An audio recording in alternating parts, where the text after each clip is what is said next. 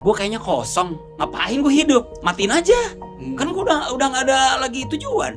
Udah beres kok. Gue udah siap waktu itu kan. Lagi naik motor yang lagi kosong. Ngapain gitu? Ya udah silahkan. Akhirnya gue sakit. Beres sholat isya.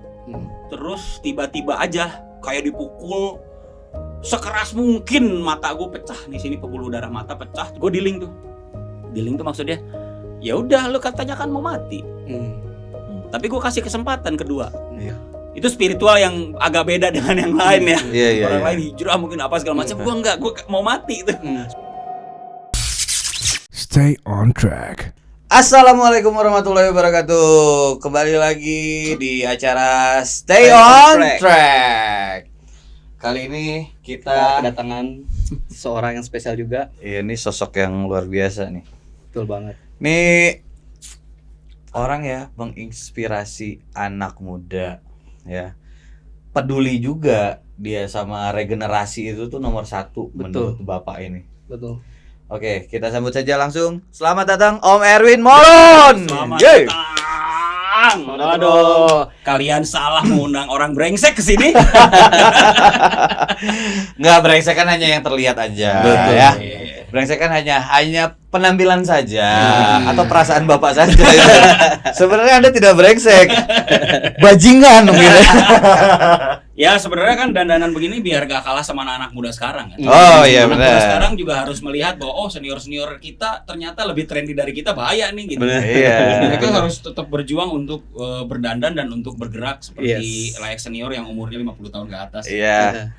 Teman-teman ada yang tahu? Ini Bapak ini sudah menjadi seorang kakek loh. Iya, cucu saya 3. Tuh. Cucu 3, anak 3, cucu 3. Luar biasa iya. dengan tampilan Masih grace ya. masih Istri grace 1 banget. tapi. Istri Oh, satu. iya harus dong. Nggak habis-habis. Kan banyak-banyak. Satu aja nggak habis-habis ya. Iya. Emang beginian. Emang harus banyak. Ya. Oke Om. Ya. Gimana Om Erwin, kabarnya Om Erwin? Baik, alhamdulillah. Thank you banget udah diundang ke Stay on Track. Wah, ini program yang keren ya, yang gue lihat di beberapa episodenya. Sangat menginspirasi dan sorry, lu manggil gue kemarin-kemarin, guanya lagi agak ribet, hektik nih waktunya. Iya, paham. Gue Nah, paham. sekarang baru mulai bisa ada waktu, terus kita bisa di sini, dan gue tuh dari kemarin-kemarin pengen. Iya. Wah, ini gila nih, jadi hutang, jadi kepikiran gue lagi kegiatan, lagi syuting apa. Ini belum kesana lagi, terus dia nge-WA terus, kapan bisa? Ntar dulu ya, gue gak jawab dulu tuh. Ntar dulu ya. Ntar kalau jawab, ntar miss, aduh bahaya. Iya. Nggak apa-apa, gue paham Om. Paham kan kesibukan lu. Gue paham banget gitu. Dan Gara-gara lu gue sibuk sekarang. Amin. Gara-gara lu. Amin ya. Nah, kan teman-teman nih kalau yang belum tahu, Om Erwin Moron ini adalah dikenal sebagai musisi. Ya, betul. Ya, masih bisa dicari jejak digital ya. Oh iya, betul. Nama bandnya Dr. PM. Banget. Gitu. Ya. Gimana nyanyinya? Itu harus tahu tuh. Kalian 98 umur berapa? 8 tahun saya. Ya, sama. 8 tahun 9 tahun deh ya. Kelihatan dari uban ya. Gue tambah banyak, berarti kehidupan gue udah banyak yang keras-keras di sini nih. Tapi udah dengerin tuh Dr. PM. Udah ya? Ya, udah. Thank you. Nah, kemarin juga sempat reunian kan? Reunian Dr. PM di setelah 18 tahun nggak bertemu, terus akhirnya kita kangen-kangenan untuk ketemu lagi. Kita bikin reunian dan ada beberapa event kemarin yang kita lakukan, dan bikin single juga kemarin. Kamu kerja apa? Itu, tapi ya karena memang umur juga ya, karena reunian itu kan harus punya energi juga. Betul. Karena kan ngumpulin lagi masa yang lama, energi harus banyak. Sementara energi kita udah nggak banyak gitu. Jadi ya kita tidak terlalu difokuskan di wilayah reunian itu. Kita udah santai aja. Nah, sampai pada akhirnya terlalu santai ya ngilang lagi. Ngilang lagi, baru cuma satu single viral udah hilang. Iya, padahal itu udah bikin video klipnya proper banget dan itu keren sih. Yang bikin kan Upi itu. Iya, di Dos Guava XR ya. Iya. Nah, gue tuh berpikirnya, wah ini Dr. PM akan mengobati rasa rindu generasi kita gitu, maksudnya. Soalnya kalau denger lagu-lagu lama juga masih relate ya. Iya, dan masih kayak relate. apakah akan berjalan lagi gitu. Iya. Nah, tapi yang gue bikin shock tuh berapa hari yang lalu gue baca postingan lo Om. Dan lu memutuskan hiatus untuk gantung mic. Ya, Gimana itu? Coba tolong Sebenarnya- diceritakan dulu. sebenarnya gini, kalau ngomongin gua gantung mic itu keputusannya kan harus berlapis-lapis. Yes. Karena itu adalah satu pekerjaan rezeki yang dulu dikasih di awal. Masa gua harus berhentiin sementara God Bless aja masih jalan kok. Ya. Iya, Terus beberapa band yang lebih atas lagi, lebih senior lagi juga masih jalan kok, Ya. walaupun udah berumur mereka. Tapi kenapa gua mau memutuskan itu karena beberapa faktor. Ya. Faktornya yaitu tadi karena ini yang reunian banyak banget. Iya kan? Hampir semua band Hampir ya, semua kayaknya band 90-an itu reunian. Benar. Kelar kita, Pak. Kelar kita. Gitu maksudnya kelarnya.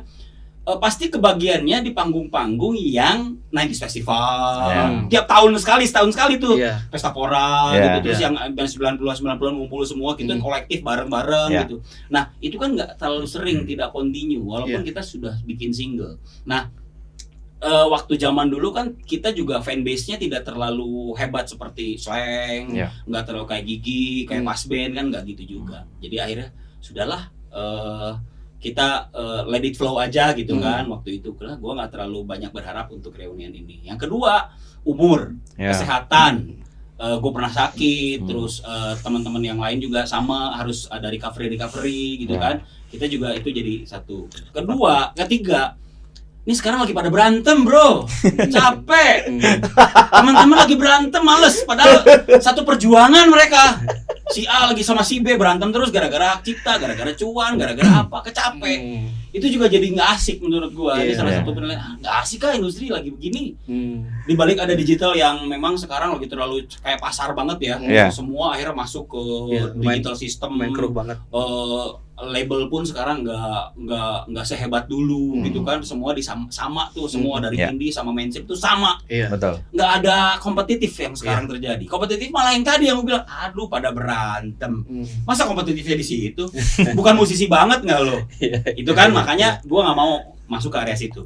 Gue ditarik ke sana kemari, gue nggak mau. Ya sudahlah, itu mendingan gue cari option lain. Makanya gue coba berani untuk menggantungkan mic dulu, hiatus dulu, nggak tahu sampai kapan. Ya. Kalau Ari Lesmana kan hiatusnya ada alasan. Ya. Alasannya oke lah, setelah gue dapat penghasilan segini baru ada. Atau gue mau cari yang lain, oke gitu. Tapi kalau gue itu tadi poin-poin banyak banget yang harus gue dapetin, baru gue mau memutuskan untuk hiatus. Ditambah satu lagi bahwa kayaknya gue nggak mau terlalu serakah. Oke. Kayak cukup deh gitu. Biar generasi deh yang harus jalan sekarang. Ada yang baru-baru deh yang harus jalan deh. Langsung petir Om. Bener tuh berarti kata Allah. Ya. Langsung ini penting barusan. Barusan Gue petir. kira Harley. Barusan tuh geluduk. Ketika lu bilang gua nggak mau serakah. Ya emang kan kita jadi manusia apa sih yang mau diserakahin? Makan aja cuma maksimal 2 piring loh, sekali Iya. laparnya. Iya. Sisanya 3 piring udah nggak mungkin. Iya. Udah Setuju. cukup jatah kita sekali makan 2 piring. Iya. Jadi ngapain gue juga ngambil hal yang menurut saya tidak bukan menarik juga, tapi ya sudah, kalau menurut hati saya, hati kecil saya sudah cukup deh. Mau akhirnya dikasih tahu sama yang lain, ngapain lu sayang banget gitu. Enggak, hati gue udah bilang begitu. Orang kan pasti ngomong rugi tuh Om. Iya, lu jangan serakah. Lu jangan lu juga kapasitas lu cuman segitu. Umur lu sekarang udah tinggal balancing. Ya. Udah cukup deh gitu. Ngapain lu nyari-nyari yang menurut lu juga tidak make sense gitu. Dan gue juga pengen punya temen. Ngapain gue punya musuh. Iya. Nah, mau diajak kemana-mana yang sekarang gue nggak mau sebutin ya. Berantemnya kenapa lu pada tahu semua kok di sosial media. Itu Iya. lagi viral semua kan. Nah, tapi gue nggak mau juga punya banyak musuh. Hati gue pasti bakal jadi hancur gitu. Betul. Walaupun gue protes mulu kalau ada kebijakan-kebijakan yang jelek, gue protes terus di Yeah. sosial media. Yeah. Tapi nggak apa-apa. Yeah. Toh akhirnya juga bukan pekerjaan kok gitu. Mm. Tapi ini kan pekerjaan, gue nggak mau serakah. Udah cukup. Nah, gue dikasih kerjaan baru sama doi. Sama Allah lewat Sama gua. Allah, lewat dia. Jangan Akhirnya, gara-gara tapi gua. gue pikirin juga waktu itu. Aduh, karena tuh untuk masuk ke wilayah itu lagi tuh gue lagi mikir. Kan gue lagi bergerak di sosial, lagi bergerak di yayasan musisi berbagi Indonesia, terus gue lagi memberikan inspirasi buat anak-anak gue gitu. Yes. Walaupun yang lain terinspirasi juga, itu sah-sah aja, tapi kan anak-anak gue yang perlu ngelihat bahwa bapaknya sekarang stay on track gitu. Oh, Ya nggak? itu dia, benar. Itu dia. Itu dia. Stay on track gitu. Iya. gue harus jadi idolanya mereka dengan tracking yang berbagi, dan akhirnya dengan jalannya waktu, menurut gue pandemi itu titik balik gue nih gitu, untuk gue berhenti dari industri dan gue coba untuk membuat balancing di kehidupan gue gitu. Jadi akhirnya gue coba itu kayaknya gue lagi balancing enak-enak, ngapain gue mesti kakinya banyak. Orang tenaganya udah nggak ada bro, ntar kalau sakit siapa yang ngurusin? Iya kan? Paham limit aja ya, Mas. Paham limit aja, gue limitnya udah tinggal dari 100% paling tinggal menurut gue 40% lah gitu. Walaupun gue olahraga, tapi umur nggak bisa nggak bisa diomongin kan? Iya, betul. Nggak bisa ditakar juga, Betul. nggak bisa. 40% aja, lu ngapain sosok banyak gawean gitu? Iya. Ya akhirnya gue coba belajar lagi di wilayah yang mungkin menurut gue baru, tapi gue nggak mau terlalu tinggi juga ekspektasinya, yaitu perfilman. Ya karena beliau yang ngasih kerjaan pertama, akhirnya kerjaan pertama ini menjadikan manajemen Jakarta melihat saya lagi aktor gitu, trigger ya. Akhirnya diteleponin lagi, 2 film deh. Alhamdulillah. Gue akhirnya coba Project maksa sih itu waktu itu gua. dan akhirnya gue tuh mikir-mikir, kemarin gue sempet banyak banget ngobrol sama bini gue juga, ini gimana nih gitu, boleh diterima apa enggak? Karena ini lagi enak nih, lagi bergerak jalan, ngumpul sama keluarga gitu kan, lagi ngurusin cucu gitu, lagi berbagi, lagi ngurusin razia perut lapar gitu, lagi coba menginspirasi orang dengan cara yang lain. Ini ada kerjaan, nggak apa-apa, ini kan mungkin dari rezeki dari Allah. Oh, bini gue lebih surga neraka, dia surga gue neraka dia. Jauh banget pak, gapnya jauh banget kalau masalah hati dan masalah nunduknya lebih ini dia. Tapi gue terima omongan dia yang ya juga ya, dan kita juga harus ngasih makan ke orang, dalam artian ada yang bantu di rumah gitu kan, terus anak-anak kita juga gitu, keluarga juga penting. Oh ya udahlah, gue ambil gitu. Jadi gue bukan masalah angkanya waktu itu, mau nggak gue masuk lagi ke industri ini, bisa nggak nih gitu, percaya nggak nih gue bisa acting gitu kan. Sebenarnya sedikit ada keraguan di situ sama Merwin, kayak emang lu masih percaya gue bisa gitu loh. Karena emang challenging sih Om ya. Nggak tahu sih, gue intuisi aja sih. Iya makanya. Intuisi aja sih. Jadi emang lagi meeting di forum saat itu, emang beberapa tim kayak nge-propose, oke ini aja nih yang jadi talent, masuk beberapa nama, terus gue review kayak belum ada yang klik gitu. Nah akhirnya di situ gue keluar dari meeting, gue melipir. Gue cari nomor telepon Om Merwin. Gue telepon. Awalnya begitu, nggak tahu sih gue. Flashback bertahun-tahun itu flashbacknya. Kan main filmnya kan udah lama banget. Itu 2003 gue baru main film, 2003 sampai 2007 deh kalau nggak salah. Ditelepon lagi tahun 2024 kemarin. 2023. Iya, 2023. Iya, jadi lama banget. Terus akhirnya gue juga waktu film-film yang dulu kan cameo lah, nggak terlalu scene panjang gitu, nggak banyak scene panjang. Dia ada beberapa lah yang scene panjang, tapi nggak terlalu ke depan juga, untuk bukan film layar lebar juga. Nah, waduh gimana nih? Bukan masalah itunya sih, itu bisa dipelajari, tapi waduh gue masuk lagi nih gitu. Nyemplung tapi, lagi nih. Iya, nyemplung lagi. Itu kan kemarin yang brengseknya di wilayah itu. Iya. Ada rasa kekhawatiran ya paling. Ada rasa kekhawatiran yang panjang gitu kan. Gue di wilayah itu yang kemarin gue mau tinggalin gitu. Karena kan gue juga punten ya, kalau ngomongin masalah dealing, gue dealing sama yang punya kan dealingnya itu. Iya. Lo mau sembuh, gue sembuhin sekarang, atau lo mau tetap sakit, gue ambil mati. Iya, karena kelakuan lu yang kemarin. Gue sembuhin tapi lu udahin kelakuan yang kemarin. Kan itu juga jadi dealing. Betul. Nah dealing itu kan udah, ya gue dealing sama yang di atas kan begini, terus gue ambil lagi, itu wah itu ngeri Pak. Itu ngeri. Waduh, yaudah deh kita coba. Disuruh istihoroh, disuruh apa, kan gue lagi belajar Pak begitu. Jadi ya oke lah, gue tolong istihorohin dong, kan gak bisa lu suruh sendiri. Harus sendiri. Wakilin dong. Pakai joki gak bisa. Jokin. Ya akhirnya gue mendingan pakai hati gue deh. Gue pakai hati deh, kita bismillah gitu. Gue ambil tapi untungnya pondasinya udah ada. Pondasi yang pandemi itu kan pondasi yang gue berbagi, gue doain orang, terus gue juga melakukan hal yang menurut gue baik, ya mudah-mudahan menurut gue baik dan menurut orang juga jadi baik gitu kan. Nah, waktu pandemi itu kan banyak banget masuk hal-hal bagus gitu ke diri gue. Jadi akhirnya ya udah gampang mengambil keputusan sekarang, bro. Makanya gue mau hiatus aja. Walaupun gue ada beberapa poin, tapi kan kadang-kadang suka, aduh, kan ini yang bikin legacy gue bagus nih gitu. Makanya gue berhenti gitu. Oke, Om Erwin, kita break sebentar. Lagi azan ya. Sebentar. Kita break dulu ya, teman-teman. Kita sambil break dulu. Oke, sambil makan-makan dulu aja. Iya. Stay on track. Oke, kita balik lagi. Sorry sedikit terpotong mungkin ya teman-teman. Tadi azan maghrib dulu. Ya. Oke, Om Erwin. Setelah dari memutuskan dan maksudnya dengan ringan untuk mengambil sebuah keputusan, gue mau hiatus, ya udah hiatus aja gitu, tanpa banyak pikir panjang gitu ya.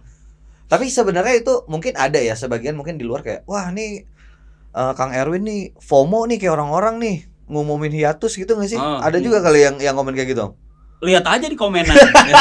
Pas gue posting hiatus, banyak banget komenan yang makanya. Om Erwin bilang jadi gampang buat keputusan tuh artinya di diri Om Erwin tuh udah nggak ada kekhawatiran. Ya.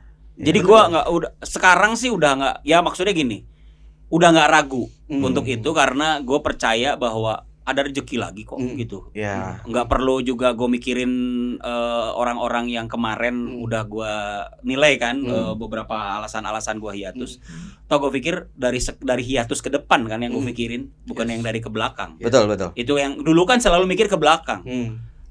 Ke depannya kebalik, maksudnya ke depan, nanti gimana kalau gue berhenti, ya kan? Nah sekarang ini gue ngepikirin itu gitu, bahwa ke depannya ya silahkan mangga, bukan gue yang punya rezeki kok gitu.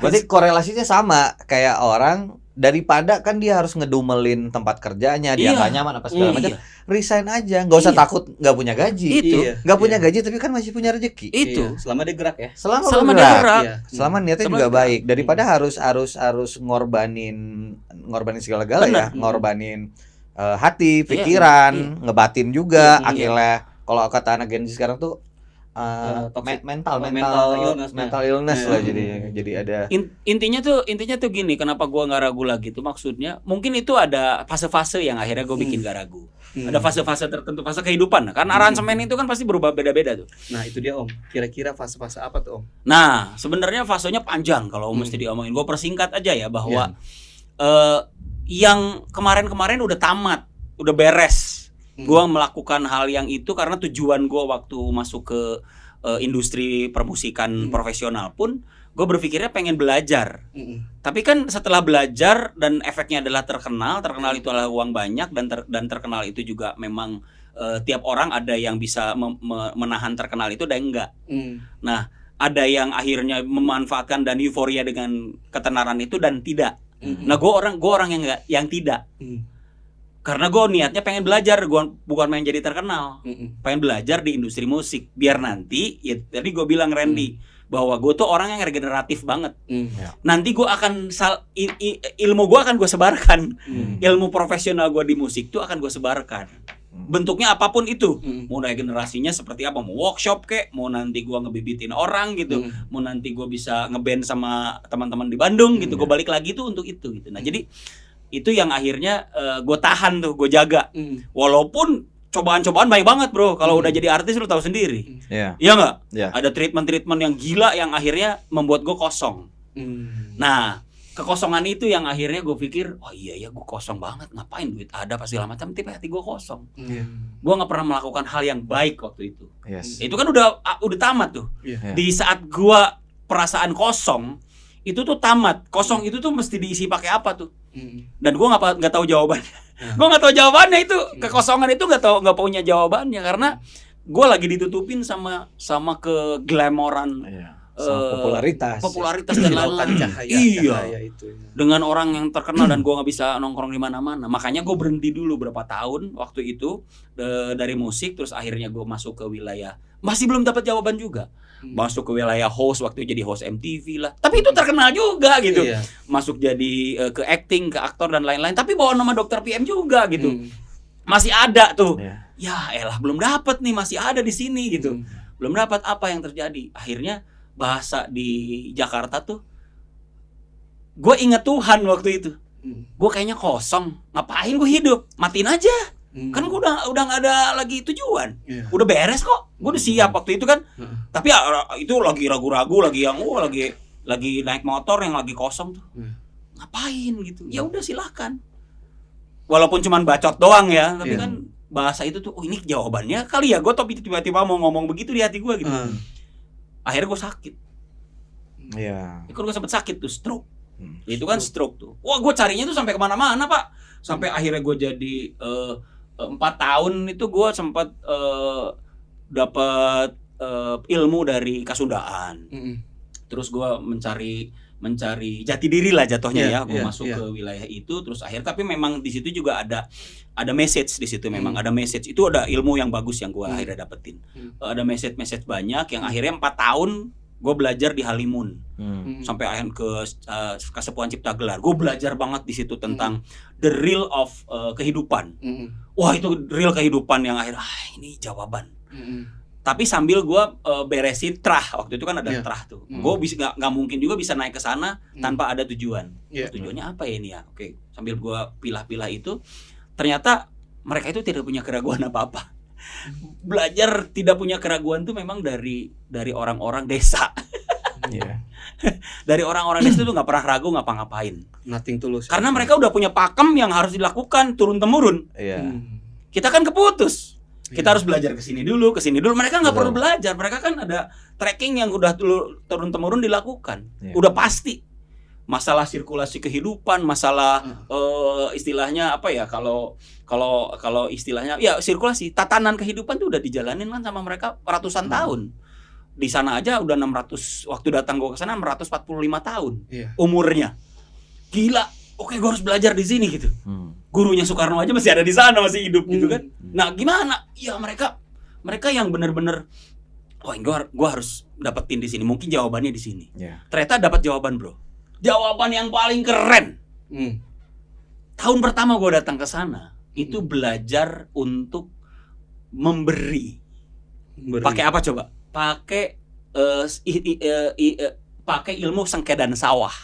Sawah yang umpakan sawah itu ilmu memberi.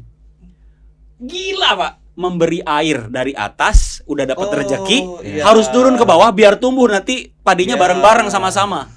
Turun loh airnya. Gua harus belajar untuk memberikan air yang udah dikasih sama Tuhan, dialirkan. Dan nggak boleh ada yang nggak diberi. Masya Allah. Wah itu gue potong dikit. Nah itu berarti yang terterapkan sama Om Erwin tadi bicara soal regenerasi. Berarti yang pengen dilakukan Om Erwin itu tadi yang didapat dari tahun pertama tadi ya tentang memberi dari atas ke bawah biar tumbuhnya bareng. Nah berarti soal regenerasi Om Erwin itu sedang melakukan pahala ilmu. Amin. Iya, lu sedang bersedekah ilmu. Amin. Bersedekah ilmu gitu. Jadi emang karena kita bersedekah ya bukan dari materi aja kan. Betul. Gitu. Jadi sedekah ilmu gitu. Kadang itu yang jarang mau orang-orang lakuin. Benar. Gitu, bahwa itu juga penting. Banyak orang kan menganggapnya sesimpel ini loh, nggak mau lah, ngapain gue kasih tahu dia, ntar dia jadi kompetitor gue. Itu. Nah banyak yang nggak mau seperti itu. Itu kan? yang akhirnya membuat gue di saat mereka aja tidak ragu untuk memberi, yang akhirnya mereka makan juga dan mereka hidup juga punya tenaga. Betul. Dan akhirnya mereka juga terus begitu lakukan beratus-ratus tahun. Kenapa gue mesti ragu? Untuk gue pulang pun setelah 4 tahun selesai gue berilmu di sana seperti Jackie Chan gitu, seperti Jaka Sembung berilmu silat ini. Selesailah gue pakai ikat, pakai ini, selesai tugas saya, dan akhirnya gue suruh menyalurkan dan aplikasikan di hilir. Gila loh. Itu yang dilakukan oleh orang-orang kasepuhan yang akhirnya mereka itu tidak ragu memberikan ilmu ke orang lain 4 tahun yang nggak kenal saudara bukan. Iya ya. Iya, bukan saudara. Dan selama 4 tahun di sana Om, pertanyaan gua, lu tidur di mana? Ada gua 4 tahun di rumah warga. Gua bolak-balik tuh. Ada satu orang teman gua zaman dulu yang nggak pernah ketemu di sana. Zaman di UPI waktu itu dia jadi seni rupa UPI tuh. Gua waktu SMA ketemu di sana. Ketemu lagi di sana dan dia udah jadi orang sana. Nggak janjian tuh. Nggak janjian. Gara-gara syuting film gara-gara syuting Discovery Channel waktu itu kalau nggak salah. Tentang Eastern Warrior, bela diri Nusantara. Nah, gue dapat silat tuh. Padahal gue nggak main silat. Gara-gara Gara-gara itu juga unpredictable tuh masuknya. Teman gua itu taunya gua pakai ikat dan silat di Facebook. Padahal gua nggak pernah foto pakai pangsi, pakai ikat nggak pernah. Tentu ada di situ. Itu juga Allah yang punya ya, bukan walau alam kita nggak tahu. Akhirnya gue dapat job itu dan ketemulah naik gunung aja gua nggak pernah. Di tempat gelap aja saya takut, ketinggian aja takut gitu. Udah gue datang ke sini, akhirnya gue naik motor trail gitu, malah gelap-gelap dan itu di syuting. Dan itu muka gue pucat apa segala macam tuh kayak ketahuan asik tuh. Wah, kemana nih pakai GoPro di sini. Dan itu seru. Nah, akhirnya karena gue baru belajar untuk akhirnya ketemu di sana, terus gue nangis. Gue nangis sama orang itu. Ternyata orang itu adalah orang yang ngajarin gue di YouTube Karinding. Si Kang Yoyo Yogasmana namanya. Dan itu adalah teman gua. Kan dia di YouTube-nya cuma segini. Gue belajar tuh, pengen belajar Karinding gue beli tuh. Oh gini, itu sebelum gua kesana tuh. Terus dapat job. Lu nggak kegambar karena segini doang ya. Iya. Pas gua datang ke sana, gua awalnya kan udah lama gak ketemu nih. Kok gua kayak kenal nih orang nih ya. Kang Yoyo sebentar. Nah, gua tidur di rumah dia terus selama 4 tahun. Bentar. Kang Yoyo tuh pernah ketemu saya nggak sih gitu? Ketemu di mana ya waktu itu ya gitu? Dulu Kang. Ayo kita coba sampai ke belakang, berapa tahun ke belakang, kita coba korek gitu ya. Mungkin Akang juga tahu kita pernah ketemu di Bandung karena mungkin datang ke sini pun ketemu saya ada sesuatu gitu kan. Gue gini, wah gue langsung melotot, gue lihat, bentar Kang, Akang balik ke sini, gue tutupin segini nih, gue tutupin mukanya segini. Hah? Gue buka kan di situ ada internet tuh. Gue buka, Kang ini ya Kang bukan? Iya itu saya. Akang guru saya. Di flashbackin, akhirnya kesana ketahuan, nangis di situ. Disitulah gue mulai pertama ketemu dan gue tidur sama mereka di sana. Terus akhirnya gue ketemu sama Baris Kolot namanya, sama ketua adat dan lain-lain. Ilmu yang sangat besar 4 tahun tuh untuk kehidupan. Itu diberesin selama 4 tahun. Kehidupan gue yang brengsek itu dibersihin di 4 tahun itu. Dan akhirnya dibersihinnya memang harus bersih banget. Setelah dari situ gua ada beberapa kali syuting tuh.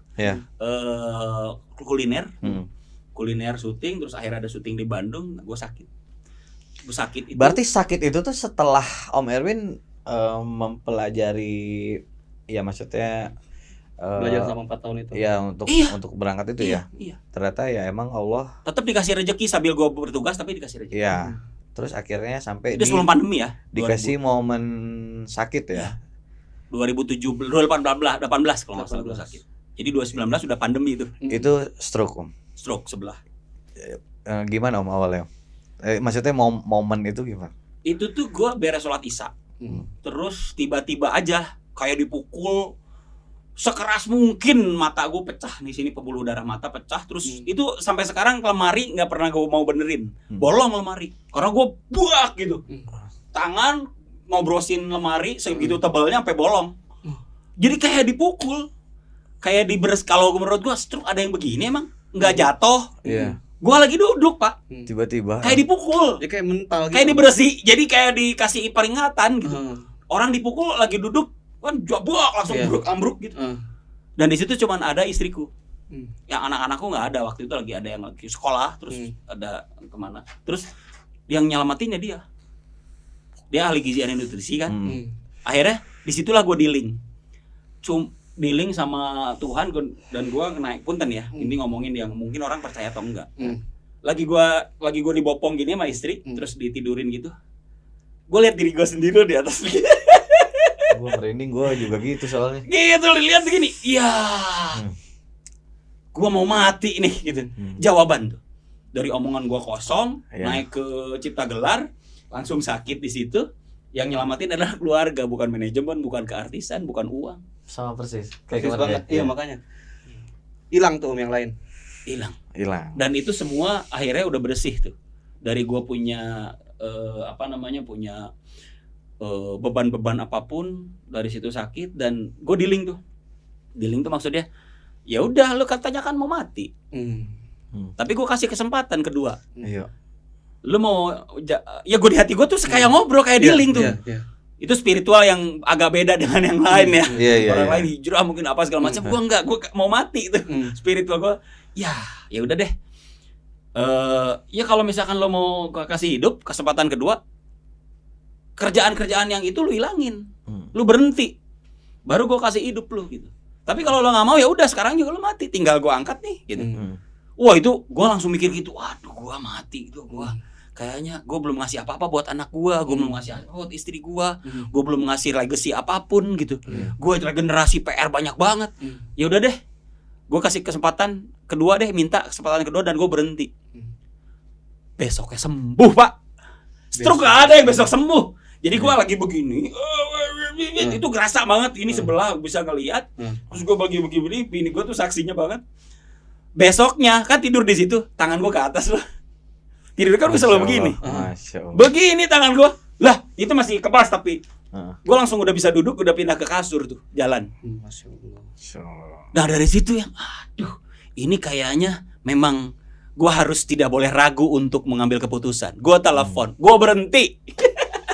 Dari Jakarta sama manajer, berhenti gue, stop, gue nggak ada syuting lagi apa segala macam. Wih di mana nih? Untung udah beres tuh si kuliner, si syutingnya ini udah diberesin juga yang di Bandung. Udah beres ya gue, nggak gitu. Udah beres, langsung udah dari situ langsung kayaknya 3 hari kalau nggak salah, apa seminggu deh, lupa ya. Karena hari itu waktu gue tidur terus tuh ya di terapi sama istriku, semingguan atau kurang lebih segitu. Terus akhirnya gue bilang gue udah dealing, gue berhenti deh dari industri dan gue mau di rumah. Nah, waktu itu kan sering ditinggalin. Jadi gue mau di rumah, gue mau berhenti, gue mau ngapa-ngapain, gue mau olahraga, mau istirahat, mau apa segala macam, gue bantuin lu deh gitu. Dah, gue bantuin dia untuk sehat, gue olahraga, gue coba pakai praktek istri gua dan lain-lain, gua ngolahragain orang gitu kan waktu itu.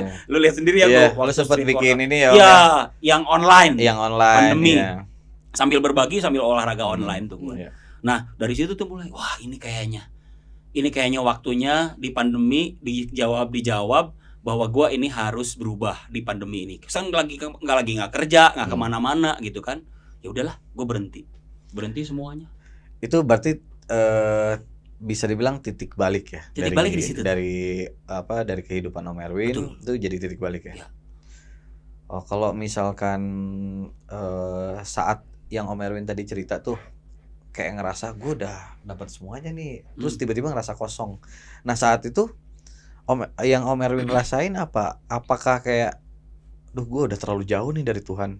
Seperti apa? Sebenarnya gue orang yang paling, kalau ngomongin ini ya, kalau ngomongin egosentris ya, ego tuh, gue masih ada didikan agama yang benar dari orang tua gue gitu. Bini gue juga jadi satu mata, jadi satu tempat untuk gue lihat gitu bahwa dia lebih bagus dari gue gitu kan. Tapi jiwa gue tuh yang gue masih harus jadi bapak keluarga yang harus bekerja waktu itu, ya kan? Cuman disitulah pada akhirnya gangguan-gangguan karena jauh dari keluarga. Menurut gue ya, jauh dari keluarga, jadi gangguan-gangguan terlalu banyak karena gue sendirian. Di Jakarta sendirian, bro. Godaan. Dan itu lupa kan ya. Semua. Itu kan lupa semua. Lu tahu sendiri di Jakarta di industri seperti apa. Tuh tahu semuanya juga berantakan gitu. Tapi kan gue harus aman-aman aja kok. Ke keluarga kan harus begitu. Aman, semua aman kok gitu kan. Tapi di sini gua nih, aduh, gelisahnya minta ampun tuh. Itu udah gua rasain banget sampai aduh gua gelisah, udah mulai gelisah tuh, bro.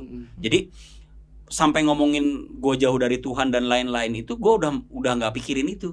Karena gua pikir ya udah ketutup. Udah keganggu semua. Udah keganggu yang udah ketutup, mana gue kenal sama doi gitu. Padahal gue minta izinnya ke mamah waktu itu, ke ibu gue kan sampai sun kaki untuk ke Jakarta. Untuk bener-bener pengen belajar dan sukses gitu. Tapi kan itu juga bisa diselimuti oleh pergaulan, oleh gesture dari sebuah habitat gitu. Jadi ya gue nggak nyalahin itu, ya silakan kalau mau masih jalan gitu. Tapi untuk diri gue pribadi, ya gue lagi begitu waktu itu, lagi kosong, lagi apa segala macam yang lumayan bertahun-tahun nggak sadar. Tapi yang paling sabar adalah istri gue, udah paling sabar banget.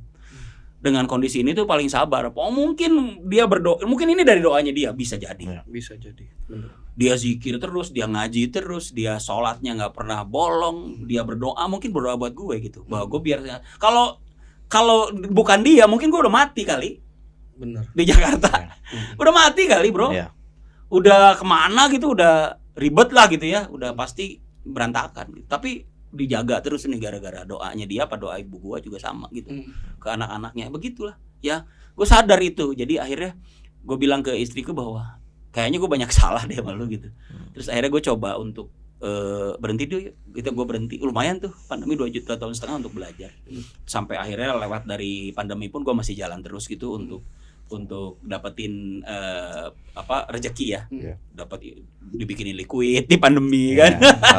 Liquid vape gue dapat, akhirnya lumayan laku gitu kan. Itu tiba-tiba ya Om ya. Iya tiba-tiba lagi gue jalanin ilmu yang udah dikasih dari kesepuhan kan, ilmu memberi itu gue jalanin deh, ini kayaknya jawabannya deh. Gitu gue kasihin semua tuh ilmunya itu gue terapin di hilir. Oh mungkin ini disuruh sama abah waktu itu, sok terapin di hilir gitu. Sekarang udah dapet nih ilmunya lo gitu. Udah gue terapin di situ sambil waktu pandemi itu gimana caranya ya gue ngisi kekosongan hati gue. Masih kosong itu Pak. Tapi kan gue udah dealing tuh. Tinggal gue pasrahin aja. Kan lu yang bisa ngisi hati gue bilang. Gue pengennya bro gitu ke yang nyiptain tuh pengen deket gitu ya. Kan lu bro yang gue udah ngasih ini, udah ngasih keputusan, ya tinggal gue jalan sekarang ya, tinggal lu yang nilai deh. Kalau nilainya bagus ya kasih hati gue biar tenang. Wah itu ngeri Pak. Di pandemi itu gue didoain banyak orang yang gue kasih makan.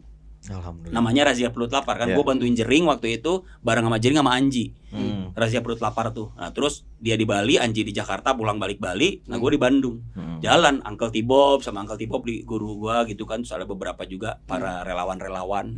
Gue jalan tuh bagi-bagi. Sampai akhirnya gue nangis terpuruk didoain sama tukang beca. Nggak makan dari pagi.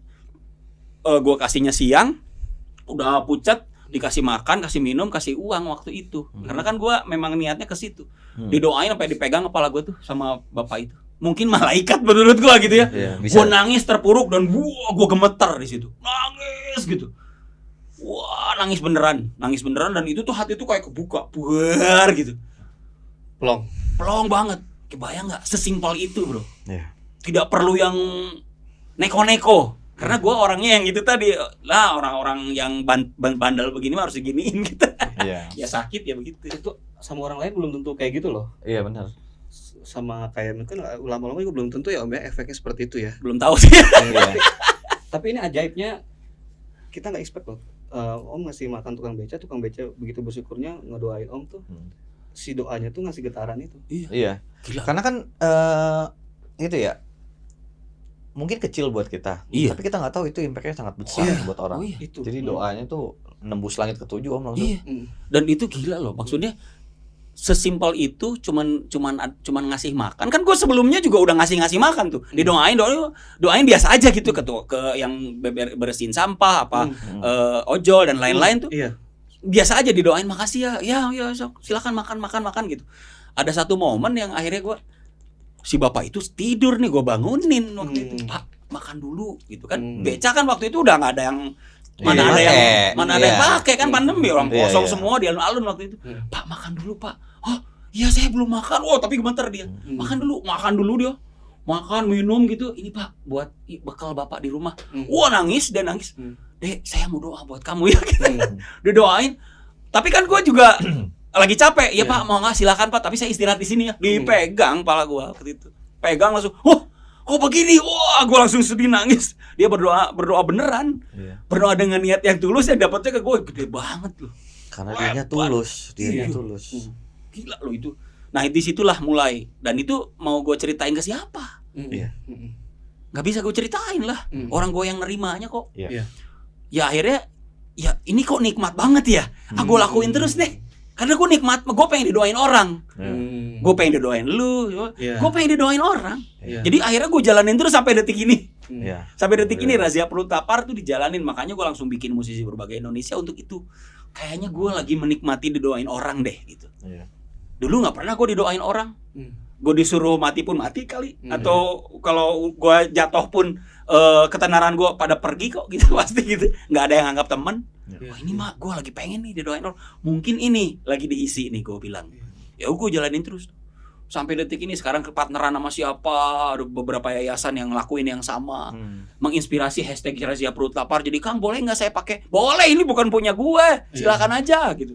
Dipakai sama orang-orang seluruh Indonesia, malah kalau gue lihat hashtagnya, wah ini dari mana-mana nih, fansnya SID, fansnya apa, banyak banget yang dari yayasan-yayasan pakai nama itu. Iya, berarti kan yang lo lakuin sudah menyebarkan kebermanfaatan Om buat orang banyak ya. Menurut orang lain yang menilai pada akhirnya. Kalau gue pribadi, let it flow aja gitu. Karena yang gue pikirin, ya pasti manfaat lah, orang ngasih kok gitu. Tapi yang gue pikirin, intinya gue gini loh, gue pengen gini loh, pengen jadi kayak nunggu loh. Pas gue kasih, dia ngedoain gue nggak ya? Gue butuh nih gitu. Jadi kayak gue butuh energi loh. Dia doain gue ya. Kalau doa, udah masuk nih, udah doain ya, alhamdulillah gitu. Jadi kalau udah ada yang doain tuh gue kayak yang, wah, gue tunggu deh doanya gitu. Gue serap gitu. Wah itu seru loh, padahal cuma dikasih makan doang. Iya. Jadi kenikmatan ya. Kenikmatan tuh ternyata bukan hanya uang. Kalau uang kan bisa habis. Tapi itu orang-orang itu, walaupun cuma dikasih begitu doang, tapi mereka, gue lagi butuh itu, men. Sampai detik ini gue butuh itu. Yang namanya doa ya, untuk energi nggak bisa dihancurin. Iya. Nggak bisa. Ya mungkin kan dari kehidupan Om Erwin dulu dengan popularitas ya, dengan finansial yang berlebihan mungkin. Tapi mungkin untuk momen-momen ketemu sama saudara-saudara kita yang butuh, yang di bawah, mungkin sedikit jarang ya, karena kan pasti waktu pola kerjanya juga gitu kan, akhirnya nggak ketemu. Ya, mungkin kita pulang subuh, mereka baru berangkat. Kita di rumah tidur bentar, bangunnya siang atau malam, mereka pulang gitu. Jadi nggak ketemu tuh waktunya gitu ya. Benar. Ya itu kalau lagi hektik ya begitulah ya. Waktu juga ketemu keluarga nggak banyak gitu, malah jarang. Kalau kontraknya panjang tuh per bulan nggak ketemu, berapa bulan, 2 bulan gitu nggak ketemu. Terus itu juga anak gua waktu lahir anak kedua ketiga tuh, itu bini gua udah di rumah sakit. Gua baru datang. udah baru ada sampai ada yang gua datang dia udah di persalinan di dalam. Yang jagain tuh ibuku sama mertua. Karena syuting tuh. Karena di Jakarta kontrak dan lain-lain. Itu yang waktu itu lagi jadi host banyak banget. Nah, itu yang akhirnya mungkin penyesalan anak. Sempat juga anak gua udah gede, dia main sepeda, gua nggak tahu dia udah bisa main sepeda, di videoin doang. Wah, itu gila. Itu berarti kayak pas datang langsung rumah sakit udah di ruang persalinan, tapi belum sempat lahiran kan? Belum kan? Belum, masih di dalam gitu. Iya. Masih di ada yang persalinan tapi lagi disiap. Udah di dalam gitu. Gua lagi nunggu di luar gitu. Kan nggak boleh tuh kalau di tempat persalinan itu gua nggak boleh masuk kata dokter. Ya udahlah, dua-duanya juga gua nggak boleh masuk waktu itu. Jadi ya udah di luar gua tinggal bu aman gitu, teriak-teriak doang. Ya itu juga penyesalan lah ya, yang akhirnya aduh kayaknya kok gua nggak kayak orang tua pada umumnya gitu. Itu juga akhirnya disampaikan tuh waktu gue lagi mau disembuhin, gue juga sampaikan gue minta maaf, dan kedepannya gue mau berubah. Dan ya itu tadi akhirnya gue coba untuk ya cara mungkin ini jadi titik balik. Gue makanya harus pada tracknya nih sekarang nih gitu. Track yang dibutuhin sama keluarga gue ini, yang dibutuhin bukan dibutuhin sama gue sekarang. Dibutuhin sama orang-orang yang membutuhkan ini gitu kan, dibutuhkan sama ya siapapun ya, ini nih yang dibutuhkan mereka, yang orang dekat gua atau melakukan hal kebaikan, itu kan mereka butuh tuh. Nah, gua harus memenuhi kebutuhan itu sebenarnya. Sekarang ini gua lagi butuh itu. Nah, gua tuh nggak butuh apa-apa sekarang, bro. Sumpah, gua tuh nggak butuh apa-apa. Gua tuh butuhnya cuman didoain aja udah. Udah hilang rasa ingin. Iya. Betul. Iya. Udah akhirnya ngerasain karena udah cukup lah. Iya. Jadi cuman cukup sekarang gitu. Iya. Dah di saat ada kerjaan yang sekarang film gitu, gue tuh udah nggak nyari. Dulu kan nyari tuh, casting di mana-mana, apa segala macam dicari tuh. Panggung juga sama kan, ada manajemen nyari terus gitu sampai nggak berhenti gitu. Nah film pun sama, dikasih sama Randy kasih ke gua pertama, yang kedua pun gua nggak nyari. Udahlah cukup gitu. Ini udah nyoba lagi main film, taunya di telepon orang. Yang pertama film, yang kedua Santet Segoro Pitu itu juga udah beres. Gua lakukan sampai tamat tuh, sampai itu tayangan turun, sampai masuk ke salah satu platform tuh. Yang kedua pun nggak nyari. Nggak nyari lagi casting kemana, enggak. Yakin aja. Udah aja di rumah gitu, udah beres, cukup lah. Gue bilang ini dapat bayaran segini cukup kok gitu. Udah ditelepon lagi. Oh, ada rezeki lagi nih gitu. Ya udah jalanin lagi sampai jalan lagi. Udah. Sekarang beberapa lagi film yang belum syuting pun nggak nyari. Nggak sengaja untuk nyari manajemen, enggak. Udah sekarang itu yang ketika kita sudah mengikhlaskan sesuatu. Iya. Sudah meninggalkan sesuatu gitu ya, maksudnya kita udah deh nggak usah banyak ekspektasi ini itu ya, ternyata emang Allah kasih karena emang menurut Allah ini bisa jadi jalur yang baik kembali gitu. Tapi dari dengan konsep yang berbeda. Iya betul. Dan jujur waktu gua syuting Santet Segoro Pitu selama 2 bulan berjalan, gua nggak berhenti loh berbagi. Razia Perut Lapar nggak berhenti. Iya, gua lihat dan lu masih aktif gitu. Jadi di Magelang gua sambil jalan olahraga sambil ke si mbah-mbah yang di mana gitu, jalanin aja. Karena gua butuh, Pak. Gue butuh doa dari mereka gitu. Kayaknya gue nggak ada yang doain nih gitu. Jadi gue bukan gue pengen berbagi biar kelihatan orang, enggak. Karena gue lagi butuh didoain. Gue kayaknya capek nih, gue butuh energi nih. Gue jalan lah besok sambil gue berbagi gitu. Ayo gue bagiin makanan, ada uang rezeki sih. Udah, bah doain aku ya, aku butuh doanya gitu. Iya. Gue mau disclaimer dikit ya. Mungkin banyak teman-teman di sini atau netizen tuh yang menganggap ya kalau lo niat ikhlas bagi-bagi itu tidak harus didokumentasikan dong. Nah di sini bukan berarti saat kita punya program sosial, bukan berarti itu harus kita pendam sendiri. Ditampilkan di medsos adalah satu wujud untuk mungkin cara kita juga untuk menginspirasi orang. Satu. Sama laporan, bro. Sama laporan buat ke para donatur. Itu emang wajib gitu. Bukan berarti untuk kita ria gitu kan, kita memamerkan kalau ini jangan didokumentasikan. Enggak seperti itu gitu. Nanti juga berubah kok. Betul. Aku juga waktu itu awal-awal di videoin, bikin konten apa segala macam untuk laporan dan untuk inspirasi orang waktu itu. Tapi sekarang dengan berapa banyak kali didoakan, gua langsung belajar untuk itu, yang akhirnya ngapain ya? Sekarang udah nggak usah waktunya untuk memperlihatkan muka, cuman tangan doang udah cukup. Akhirnya akan berubah sendiri kok. Jadi orang-orang tuh udah mulai awalnya doang biasanya, tapi kalau udah belajar dengan showreel yang panjang di kebaikan gitu, dan mereka akan mundur pelan-pelan dan mundur dengan sendirinya. Mundur dengan sendirinya, terus akhirnya diwakilkan ke orang. Diwakilkan tuh sekarang akhirnya si gua berbagi pun sekarang ada tim. Lu deh sekarang ya gitu, lu deh sekarang. Jadi bagi-bagi rezeki itu bukan hanya untuk ya itu tadi, mereka pun berbagi dan kita yang ngasih donasinya misalkan, dan mereka juga akan dapat doanya. Bukan gua doang yang didoain gitu.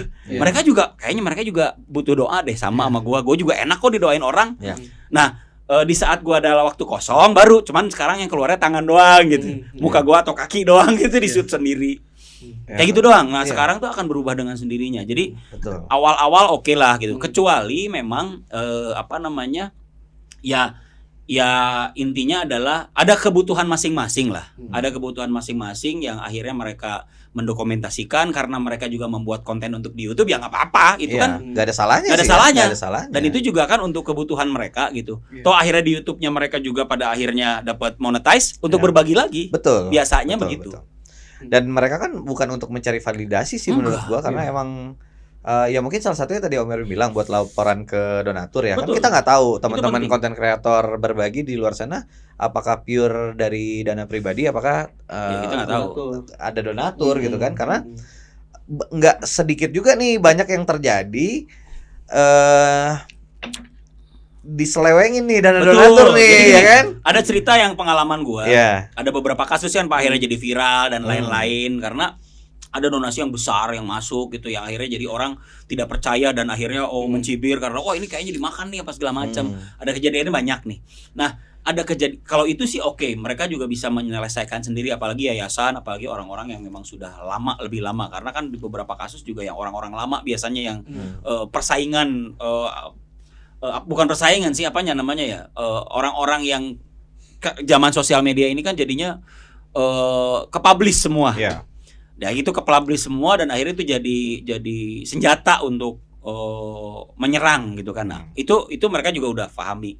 Nah, ada satu lagi yang bahaya kalau tidak dilaporkan dan tidak didampingi, itu bahaya, Pak. Jadi ada kasus nenek-nenek sama kakek-kakek yang kita bantu, terus sudah sepuh banget berdua, donasinya gede, tidak didampingi sama para relawannya.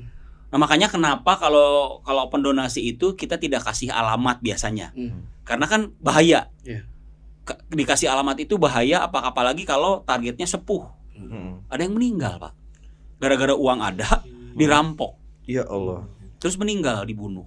Nah, itu juga salah satu yang akhirnya kita coba jangan sampai, kita coba jaga untuk itu. Jadi setiap itu harus di-assessment, harus ada ketemu dengan ini sepuh atau ada yang jagain, ada anaknya enggak gitu. Terus kalau mereka berdua kita harus jagain terus sampai kebutuhannya terpenuhi gitu. Itu juga beberapa kolaborasi yang gue dapat ilmu banyak. Nah, lama-kelamaan tuh jadi serius, Ren. Kemarin asalnya iseng, gara-gara ada ketemu di Cianjur waktu bencana. Nah, gue kan 2 bulan di sana, akhirnya ketemu banyak orang yang dapat ilmu banyak. Akhirnya tertarik lagi untuk lebih banyak didoain kan. Gitu. Dan akhirnya kan didoain oleh orang yang lagi kesusahan atau lagi kena musibah kan, apalagi kita bantu itu doanya nyampe ya. Nah, akhirnya ketemu dengan beberapa kawan-kawan di sana. Dan akhirnya disitulah ilmu dan kolaborasi tercipta sampai detik ini. Sampai detik ini tuh akhirnya ada grup yang seluruh Indonesia kan, kemarin juga datang beberapa bencana tuh gue tuh ke Semeru, terus ke Cianjur, terus ke Sukabumi, kemarin ketemu dengan orang-orang baru semua. Dan itu semua masuk grup. Dan di grup itu gila, negara mungkin nggak bisa kayak gini. Ini orang-orang yang benar-benar independen yang bisa begini. Dan memang niatnya sama semua. Dan itu keren, gue salut sama mereka yang lebih lama dari gue, didoain sama orang, gila loh. Gue mah baru seberapa gelintir, paling berapa tahun gue dari pandemi sampai sekarang gitu kan. 2022 sampai 2025 nih sekarang gitu. Nah, mereka dari sebelum pandemi ya, ngapa-ngapain gitu, belum begini-beginian mereka udah jalan tuh. Dan mereka niatnya stay on the track. Itu stay on the track beneran, itu yang beneran tuh itu tuh. Waduh, gila ya. Lu bisa mendedikasikan diri lu dan keluarga lu untuk ini, sampai datang keluarganya sekeluarga full bikin dapur umum, full keluarganya dibawa anak-anaknya, nginep di situ, masak terus untuk korban. Wah, gila, gue bilang. Nah, itu kan, wah, ini kayaknya malaikat-malaikat gue nih gitu kan, yang akhirnya malaikat berbentuk manusia menurut gue gitu. Nah, disitulah akhirnya gue belajar banyak yang pondasi gue harus dikuatin. Pondasi gue harus dikuatin, mau bikin apapun, mau dapat rezeki apapun, pondasinya harus dibenerin dulu. Gelas-gelas kosongnya harus gue bikin dulu nih gitu, dan gelas kosong yang akhirnya gue saring kan. Itu sebenarnya yang akhirnya gue coba, walaupun ada dapat film gitu kan, yang sekarang Rego Nyowo lagi jalan, terus ada beberapa Ibadah dan Cinta mau syuting, itu masuk ke istilahnya apa, rezeki yang akhirnya ini gelas-gelas gue masukin buat rezeki orang. Ini gelas-gelas tuh rezeki orang nih. Gitu, ini rezeki orang nih yang akhirnya ini buat ini gue siapin gitu. Nah, ini bukan buat gue semua. Ya itu dulu nggak pernah gue pikirin kan. Sekarang gue pikirin itu. Jadi rezeki yang masuk ke kita itu nggak mutlak punya kita semua. Sangat. Ya, gue dapetin ilmu juga dari para ustadz mungkin ya, dari sosial media. Gue pernah ketemu ustadz soalnya. Tapi kan minimal dari sosial media udah cukup buat gue. Oh ya betul. Oke ya gitu. Nah, gue coba nih lakukan gitu. Dan emang terjadi. Dan kata-kata yang keren banget yang gue dapat tuh adalah gini. Rezeki lu itu adalah rezeki orang terdekat lu dulu, baru rezeki ke orang yang agak jauh dari lu gitu. Keluarga gua, ibu bapak gue gitu, adik-adik gue, anak-anak gue gitu, baru ke orang lain. Nah, itu gue siapin botol-botolnya, bro.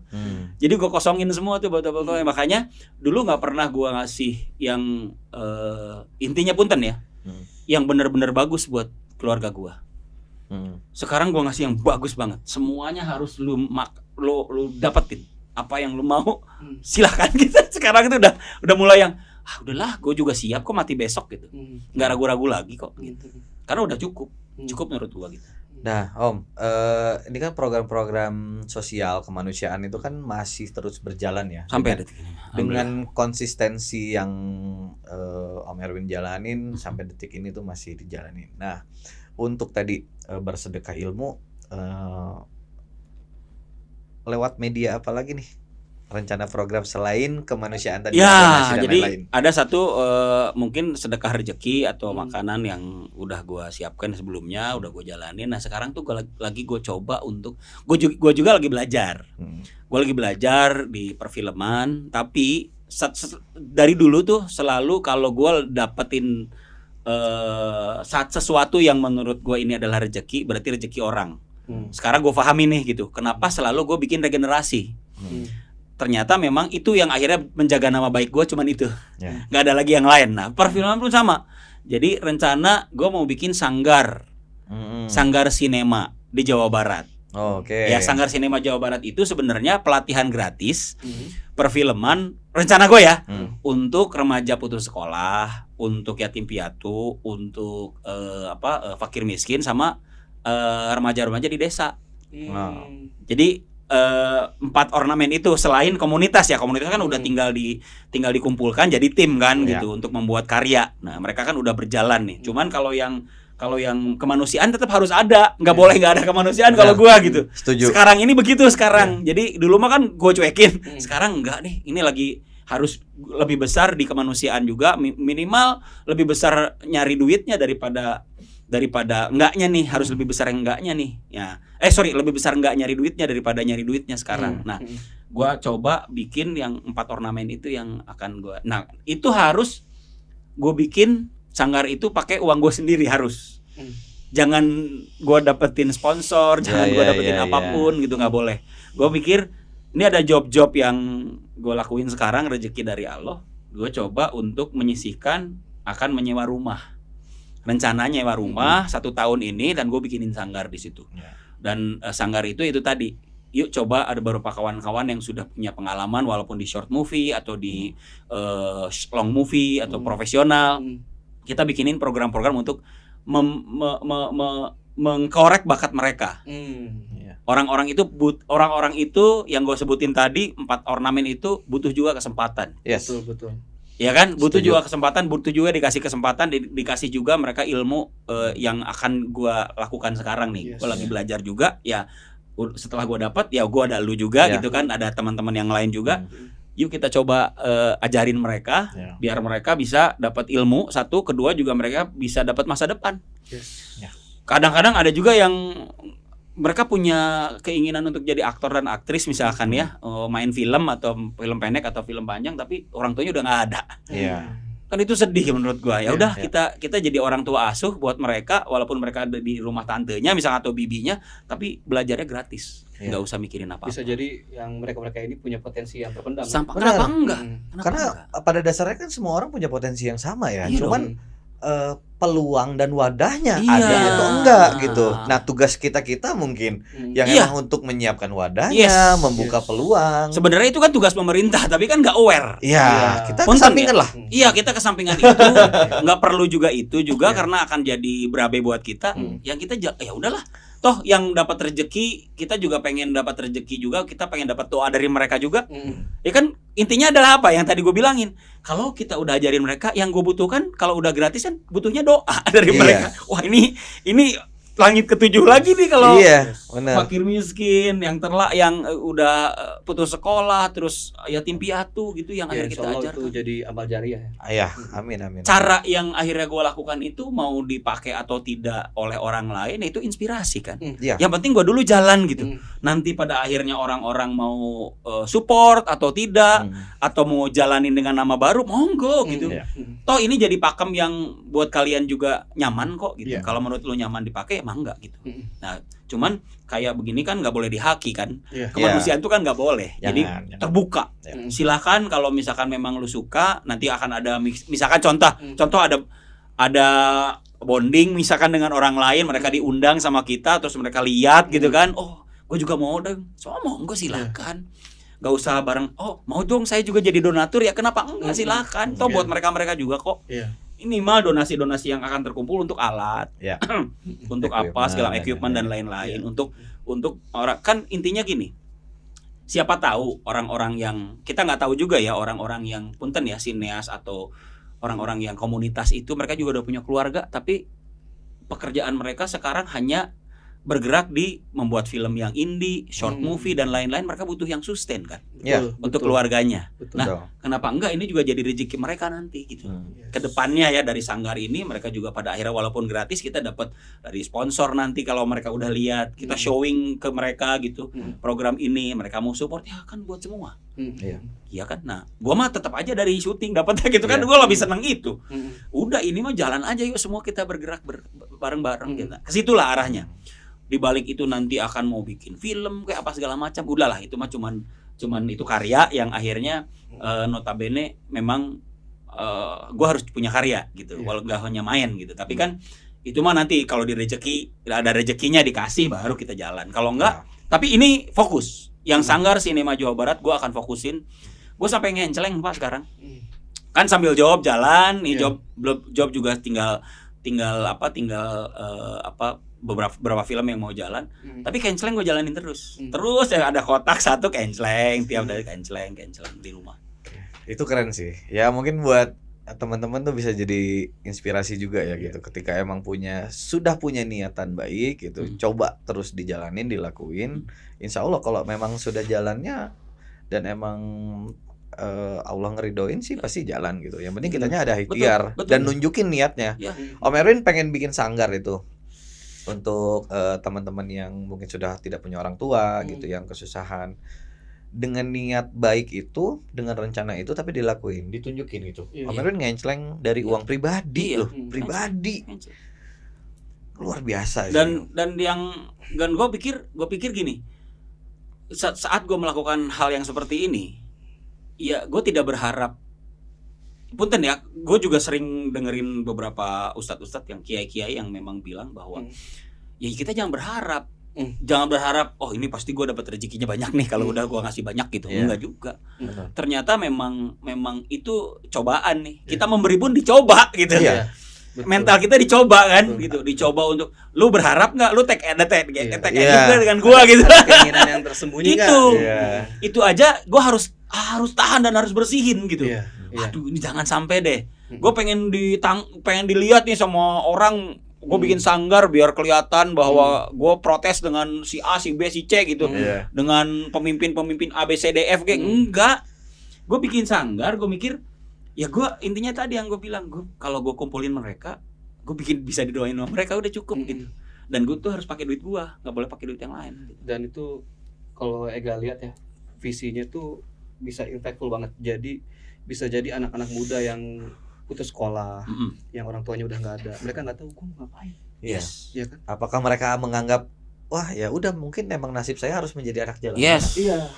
Dan gue bertemu banyak itu kan waktu kemarin sama teman-teman yang relawan tuh. Bisa jadi dengan adanya sanggar itu mereka jadi punya tujuan tuh. Amin. Mereka jadi punya impian. Gue pengen jadi ini. Gue pengen jadi itu. Gitu. Dan kita panjangin prosesnya. Panjangin prosesnya itu setelah mereka belajar, mereka dijadiin tim. Nanti gabung dengan tim yang udah ada. Nanti masuk ke sana jadi kru dulu atau jadi apa? Randy yang lebih tahu lah nanti untuk mengarahkannya. Pokoknya ya saya pribadi juga mungkin buat teman-teman yang mau berkontribusi itu bisa banget ya. Gue pasang badan Om. Gue pasti full support untuk program ini. Dan semoga doa dan harapan saya nih, niat-niat baik Om Erwin semuanya dilancarin sama Allah, dikasih kemudahan gitu, dipercepat, entah bagaimana caranya ya. Dan selalu percaya kuasa Allah bisa datang dari segala penjuru gitu ya, bisa jadi lancar. Nah intinya apa yang dilakukan Om Erwin sampai saat ini tuh sama yang tadi kita di belakang kita obrolin ya bro ya. Saat Om Erwin ngerasa kosong, ngerasa siap mati, kemudian mulai belajar ke sana, mencari ilmu, mencari advice, mencari masukan. Kemudian Allah kasih sakit. Berarti kan Allah kasih gelap dulu. Dari kegemerlapan kehidupan Om Erwin. Cahaya yang banyak. Digelapin dulu. Karena apa? Saat digelap kan kita baru bisa melihat cahaya. Betul. Yes. Betul. Cahaya Gitu. itu baru akan terlihat dan terasa. Kalau Iya. dulu kan cahaya dugem nih ya. Iya. Cahaya lampu panggung gitu. Iya. Iya. Dan akhirnya kan ya ketika emang harus kita gelap dulu buat kita bisa melihat. Betul. Oh, ada cahaya nih. ada cahaya. Kita kejar ke sana gitu. Yes. Yes. Dan cahaya juga apa Kak? Cahaya itu hangatnya baru nyampe belakangan. Ya, terangnya Oh iya. dulu terasa. Hangatnya belakangan. Hangatnya belakang. Iya. Luar Iya. biasa. Betul. Jadi gue percaya bahwa Tuhan itu memberikan apa namanya ya, strategi, aransemen di saat mereka memilih untuk baik atau memilih untuk buruk gitu, dengan aransemennya mereka semuanya gitu. Dan di saat saya sudah mulai ngebalancing sekarang ini, dan Tuhan tuh sekarang mendidik mental gua. Selalu mendidik mental gua untuk tetap stay on track, tetap dalam kondisi yang lo udah. Dan gua tuh sekarang ini masih ada ketakutan yang begini, takut dia sakit hati karena gua udah dealing. Lu melakukan kesalahan di dealing lu gitu, ya lu akan mengecewakan, akan membuat dia sakit hati kan. Jadi gua jaga itu gitu.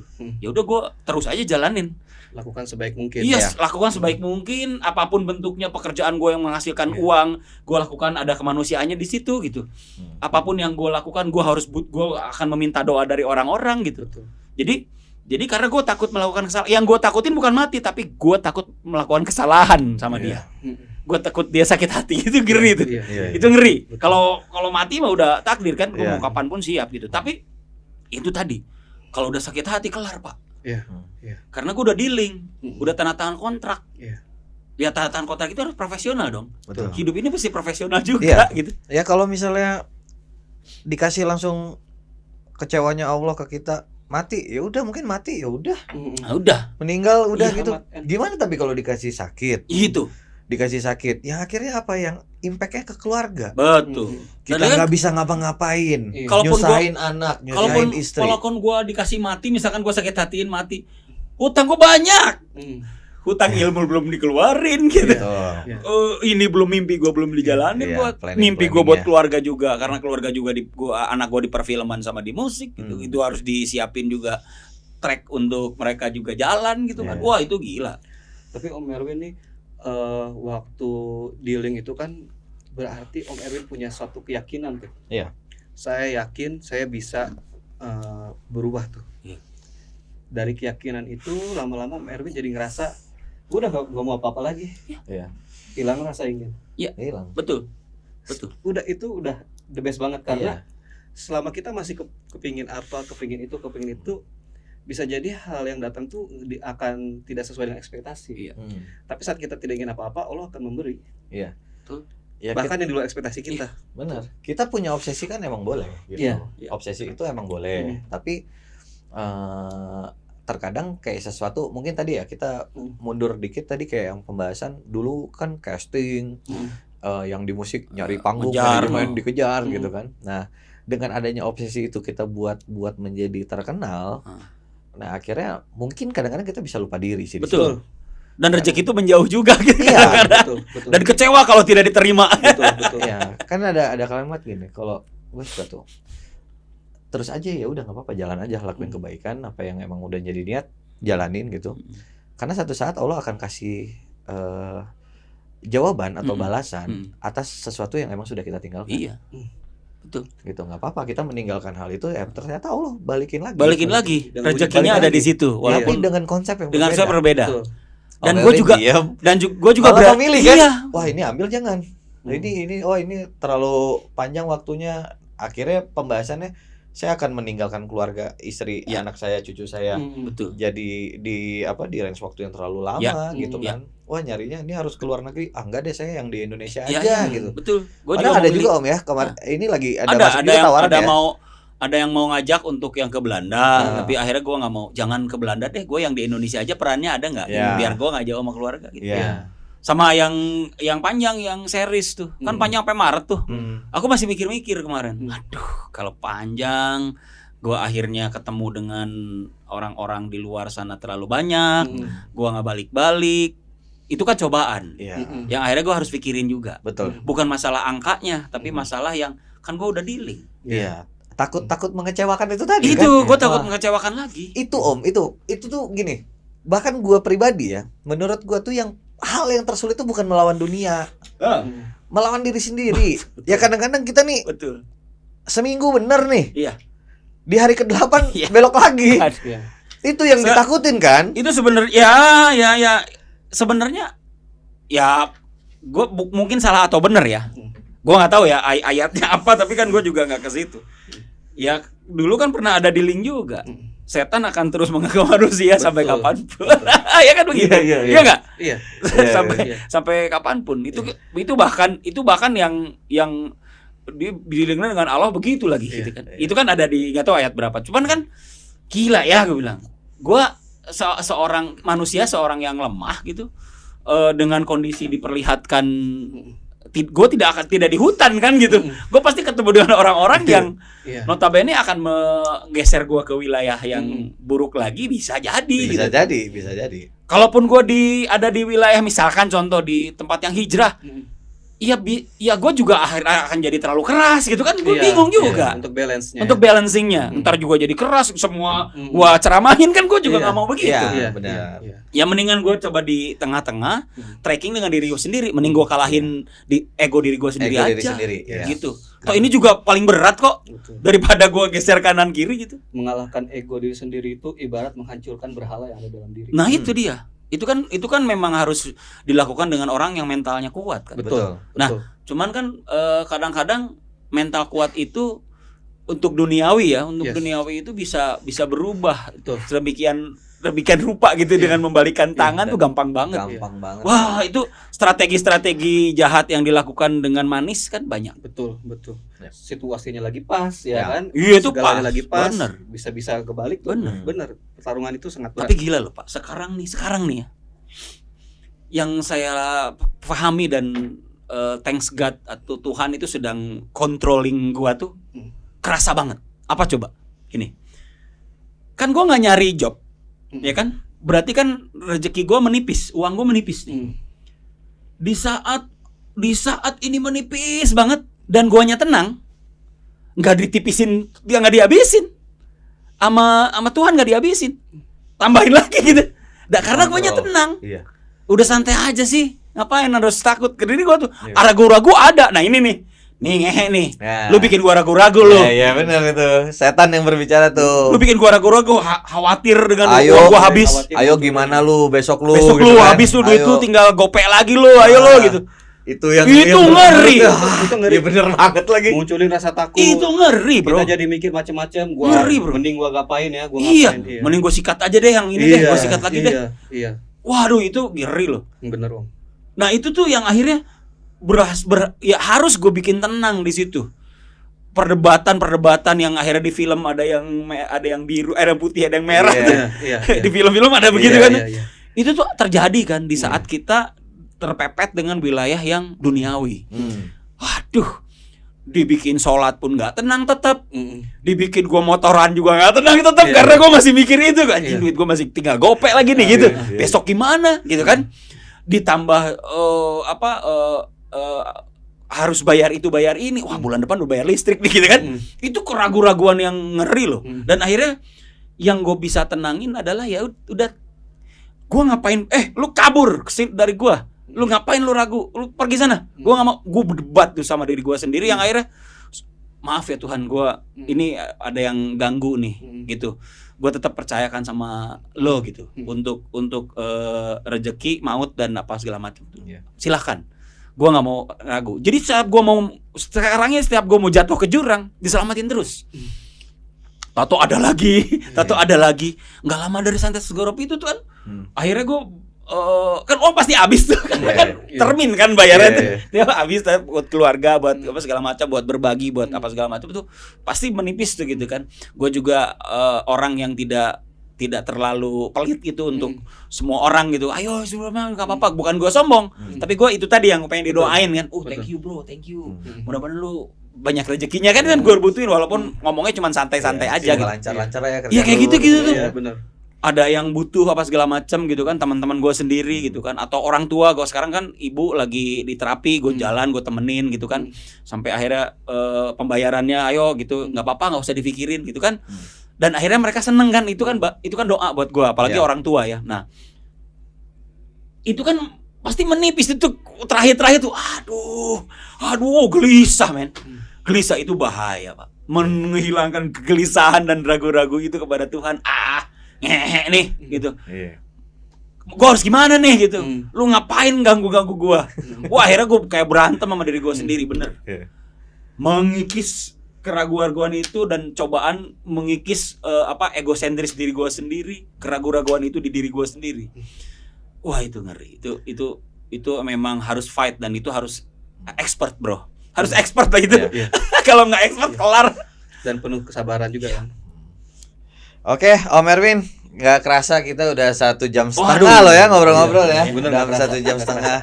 Ya pokoknya sih thanks banget Om buat waktunya. Sudah datang ke sini, udah mau sharing, udah mau berbagi pengalaman, berbagi cerita. Gak apa-apa, karena ya semoga bisa jadi kebermanfaatan juga episode ini untuk yang nonton gitu, untuk menginspirasi teman-teman di luar sana gitu. Di sini kita tidak ada ngejudge satu sama lain. Di sini hanya kita storytelling aja, berbagi pengalaman. Ya, pengalaman hidup gua sendiri lah. Ya, dan emang Stay on Track itu emang kita bikin untuk sharing aja, ngobrol biasa, ngobrol santai banget gitu.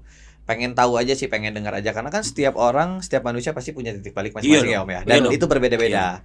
Nah, itu bisa buat jadiin pembelajaran buat teman-teman. Mungkin ada yang mungkin saat ini mereka belum menemukan, belum merasa atau belum yakin, oh ini titik balik saya gitu. Ya nggak apa-apa gitu, paling minimal ya ada sesuatu yang emang harus dihindari lah. Ya betul.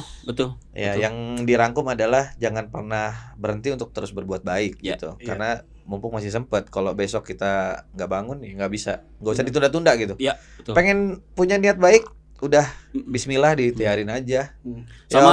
Sama gue juga minta niat baik teman-teman untuk nonton film gue tanggal 31 Juli. Ya, oke, mungkin saat podcast ini tayang, filmnya sedang berlangsung di bioskop ya. Mudah-mudahan ya. Judulnya Santet Rego Nyowo. Nih yang hitmaker ya. Oke, garapannya Mas Rizal Matovani. Oke, semoga sukses terus. Boom. Amin. Tembus 10 juta, amin. Amin dong harus. Gak apa-apa kita harap berdoa ya besar. Mimpi aja dulu ya. Ya. Dan semoga nextnya semua program-program Om Erwin niat-niatannya dilancarin. Amin. Oke, Om Erwin, thank you ya banget bro. Thank you banget. Aduh. Sukses buat Stay on track. Thank you dan mudah-mudahan kita bisa ketemu lagi ya. Amin. Pasti nanti nextnya akan harus mampir-mampir terus. Ayo dong, aman. Oke, silakan dimakan Om. Stay on track.